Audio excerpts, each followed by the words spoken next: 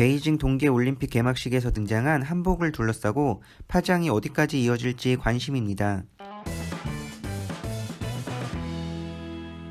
안녕하세요. 반갑습니다. 지카페 TV입니다. 구독과 좋아요 부탁드립니다.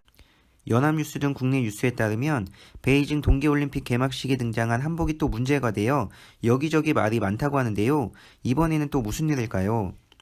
이 문제가 한국 내 반중 감정에 불쏘시개가 되어서 양국 민간 정서의 괴리를 더욱 심화시킬 수 있다는 우려가 나오고 있는데요.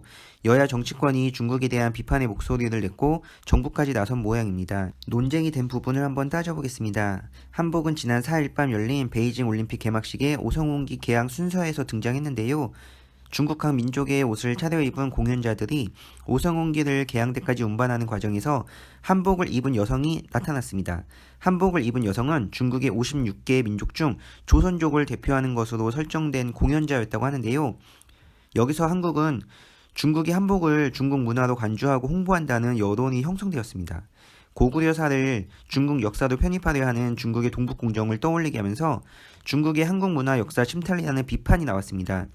지난 2020년 중국의 몇몇 드라마에 한복이 등장한 것을 계기로 한복 기원 논쟁이 한중 네티즌 사이에 불붙었던 기억이 있었기 때문에 국내 여론이 즉각 반응을 했습니다.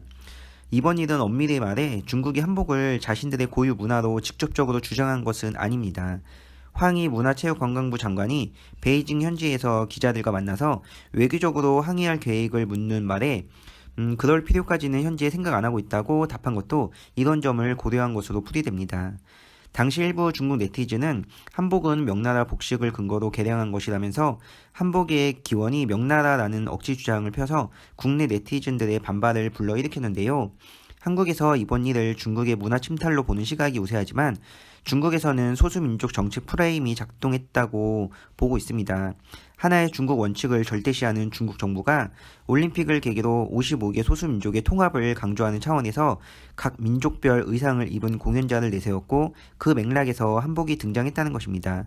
그렇기 때문에 올림픽 개막식에서 중국 내 56개 민족 의상의 하나로 그 56개 민족 의상의 하나로 한복이 등장한 것, 이것과 2년 전 온라인을 뜨겁게 달궜던 한복 기원 논쟁은 서로 구분해야 한다는 지적도 나올 수 있습니다.